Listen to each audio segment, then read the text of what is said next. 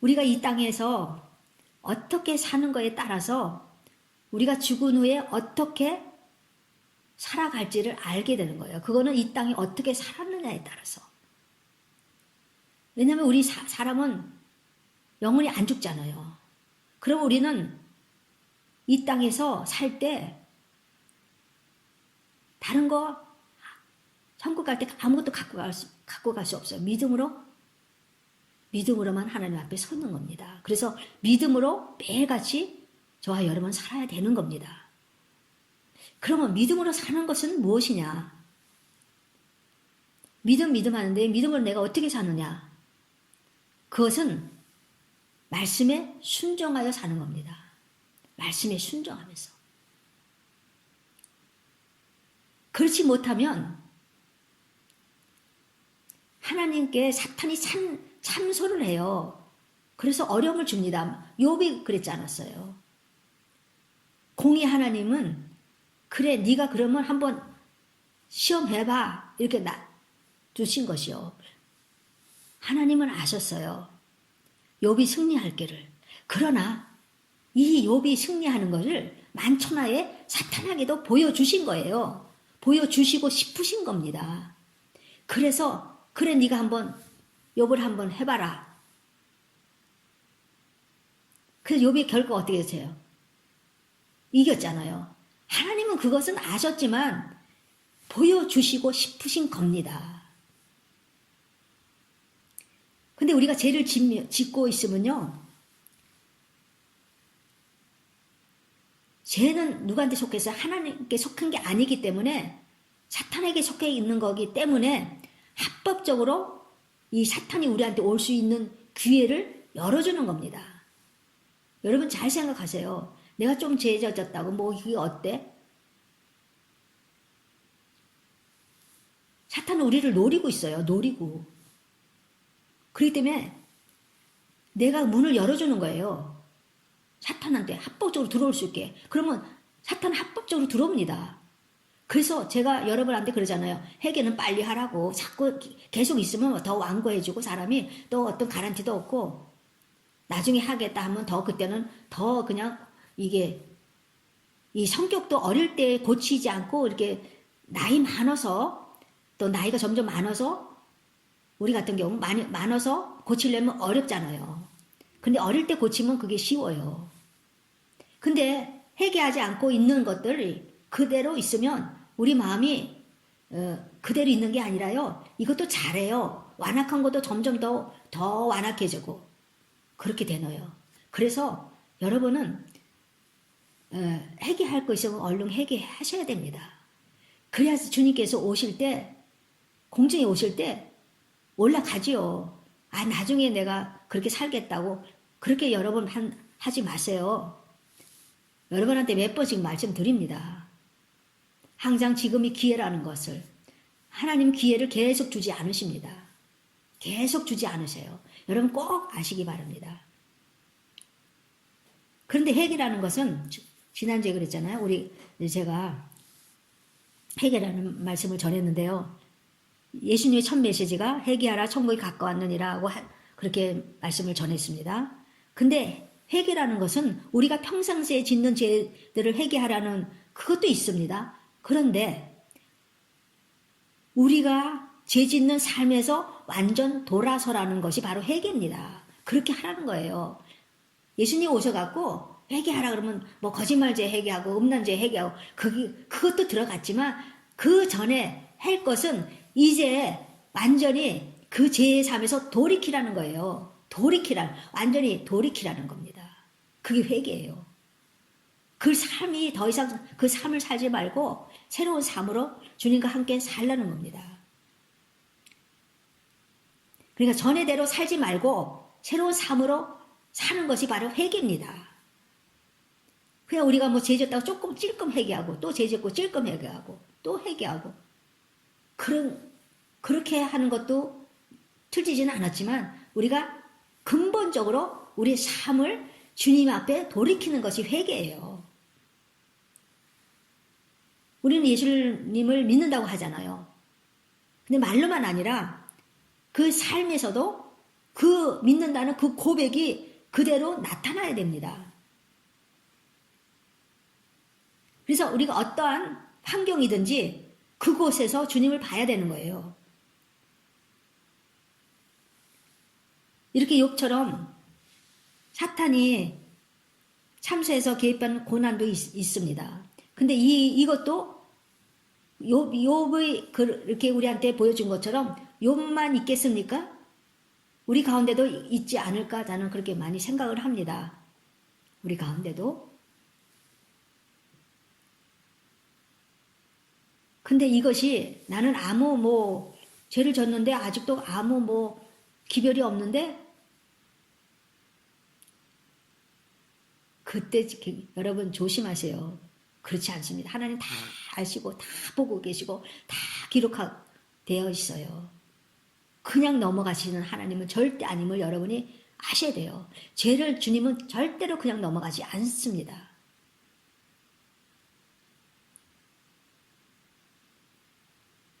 그래서 여러분한테 죄를 끌어안고 그냥 하루하루 살지 말고 그냥 다 하나님 앞에 펼쳐놓고 다 회개하라는 겁니다. 어떤 때는 하나님께서 우리를 하여금 훈련하기 위해서 또 고난도 주실 때가 있습니다. 그 대표적인 예는요, 요셉이 아닙니까? 여러분 잘 압니다, 요셉. 그는 불만을 해도 우리는 이해할 정도로 그렇게 많은 고통을 당했어요. 종으로 팔려갔죠? 형제들이 죽이려고 그랬죠? 그래서 구덩텅이 떨어뜨리고 또 종으로 팔려갔죠? 보디발이라는 집에서 또 충성 봉사했죠? 보디발의 아내가 또 유혹을 했지만 그것을 뿌리치고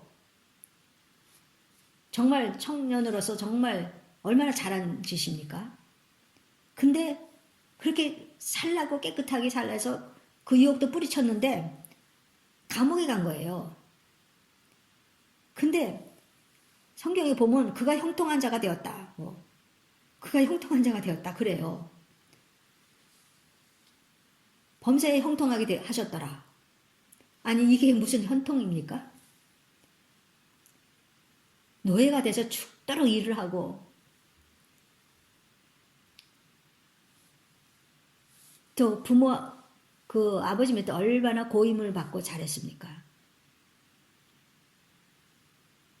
근데 또 이렇게 그것까지는 좋은데 노예까지 했는 거 좋은데 또 거기서 감옥에 간 거예요. 그러니 형통한다는 것을 감옥에 안 가는 것이 형통하잖아요. 우리 생각으로는요. 감옥에 가는 게 형통한 게 아니라 그건 불통이고 감옥에 안 가는 것이 형통하다. 형통한 건 뭐냐면은 그 부인이 도리어 감옥에 가든지 요셉 대신 감옥에 가든지 아니면 남편의 직사에 얻어맞든지 그게 형통인데 그렇지 않고 죄 없는 요셉이 감옥에 갔다는 거예요. 근데 그걸 보고 형통했다고 하는 거예요. 그 당시 감옥은 지하방들이나 텅 빈 그 바위로 만든 그냥 공간이에요. 그 높이도 제일 높은 게 150cm. 얼마나 작아요.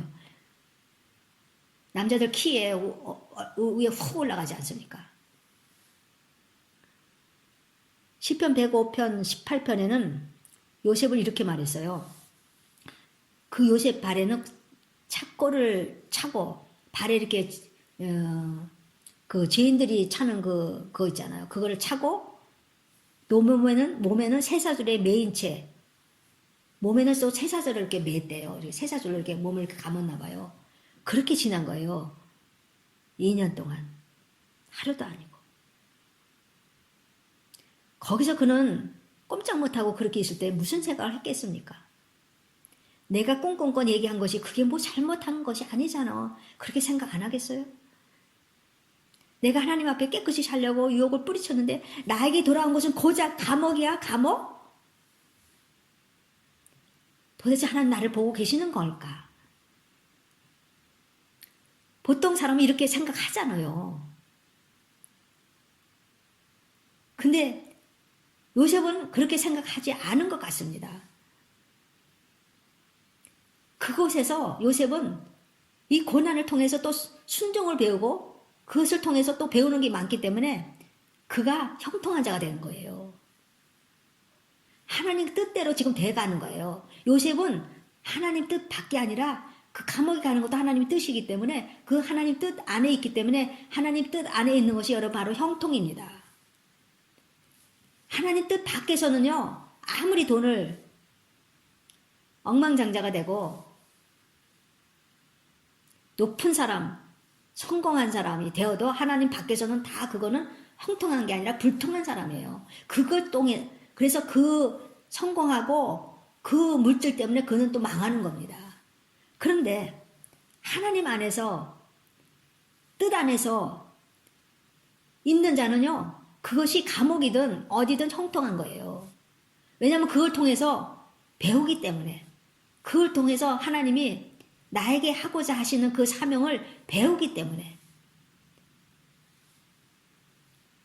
그래서 형통한 것입니다. 한마디로 말하면 하나님 뜻 안에 있는 것이 형통한 거예요. 이렇게 요셉을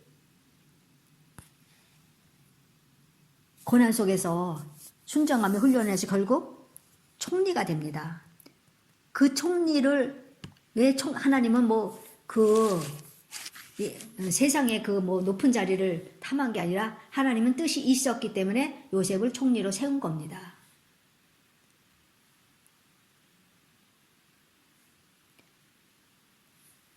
그런데 하나님은요, 우리가 하나님의 자녀로서의 삶을 원해요.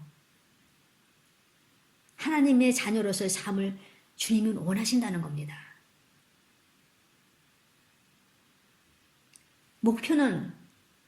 주님의 목표는 우리가 세상을 이겨서 끝까지 승리하시기를 원하십니다. 그런데 하나님은요, 우리가 말씀에 순종하지 않는 삶을 산다면 그 고난이라는 것을 우리에게 보냅니다.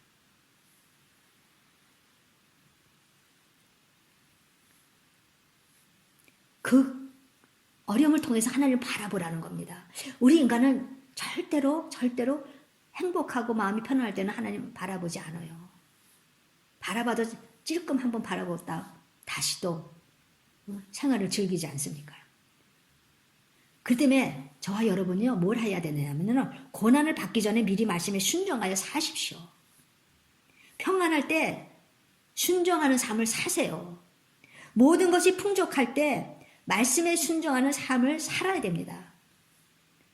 어려움이 없을 때 그때 순종하는 삶을 사세요.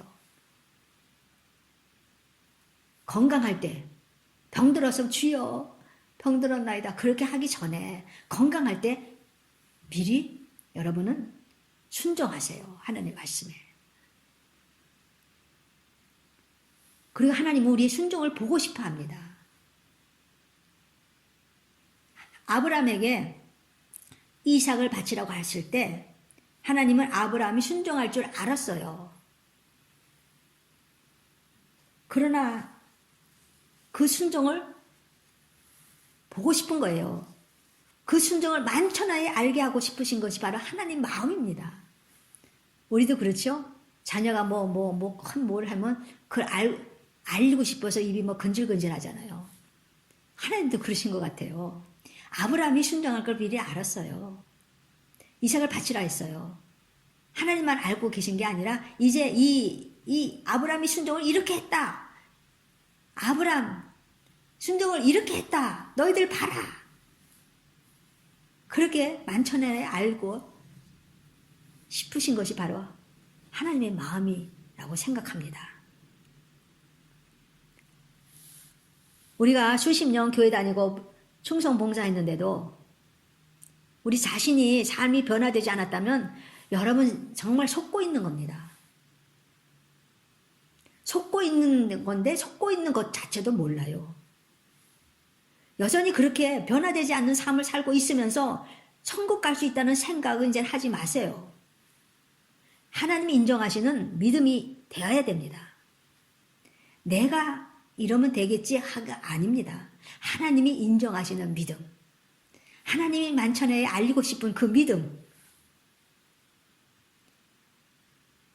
여러분 내 마음속부터 여러분 마음으로부터 나오는 믿음은 마음으로부터 나오는 믿음은요 변화되게 돼 있어요.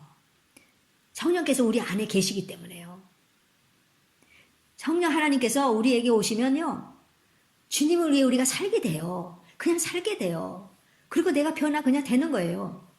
근데 여러분이 그렇지 않고 계속 그렇게 마음의 죄를 짓고 있다면 여러분한테는 성령 하나님이 안 계신 겁니다.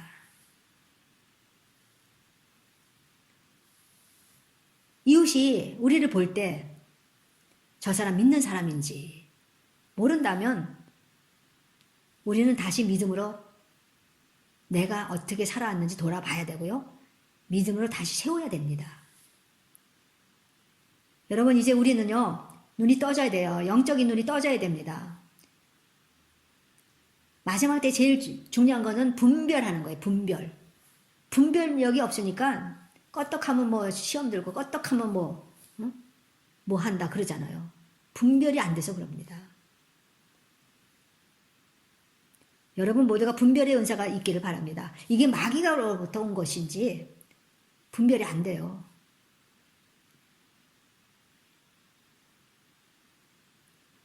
우리를 창조하신 하나님의 목적은 뭡니까? 하나님을 위해서 우리가 창조되었다는 거, 여러분.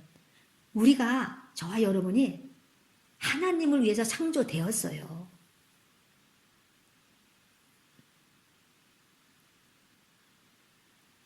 그래서 우리는 나를 위해서 하는 게 아니라,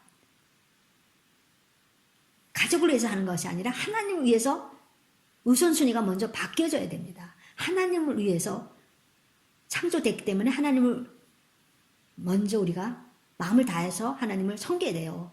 그렇게 할 때요. 우리 가족, 자녀 이것도 다 올바른 관계가 이제 성립이 되는 거예요. 이것이 뒤바뀌면 안 돼요. 가족과 자녀와 나는요. 자기는요. 본인들은 그 다음이에요. 하나님이 먼저입니다.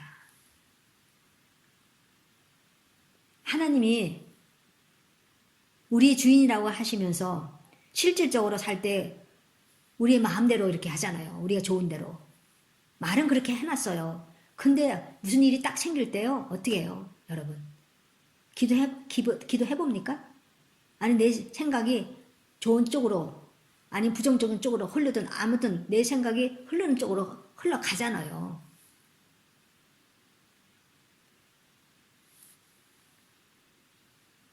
여러분의 마음에 성령님께서 계시다면 성령님 뭐예요? 주님이시잖아요. 주님이 계신다면 여러분의 삶이 변화되는 건 당연한 겁니다. 당연한 거예요. 그게 안 된다면 여러분이 정말 통해자복해야 됩니다.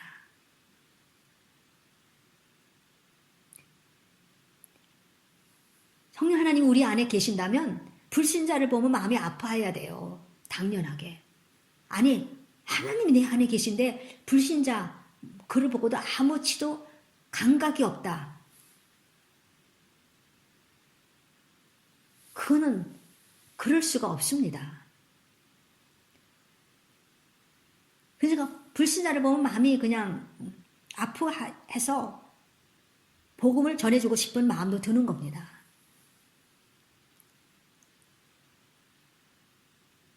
우리 안에 저와 여러분 안에 성령 하나님도 안 계시면서도 계신 것처럼 착각하고 살 때가 많아요. 여러분 마지막 날에 나는 너를 도무지 모르겠다고 주님 말씀하지 않도록 우리는 살아야 됩니다. 여러분 꼭 생각하셔야 됩니다. 지금 그 상태로 가면 오늘 내가 한 행동, 오늘 내가 살아가는 이거 계속 이어지기가 너무나 그대로 이어지기가 너무나 쉬운 거예요. 그래서 회개하라. 완전히 방향을 바꾸라는 겁니다. 그래서 나의 끝이 지금 어디로 가는지를 생각하고 방향을 완전히 바꿔야 돼요.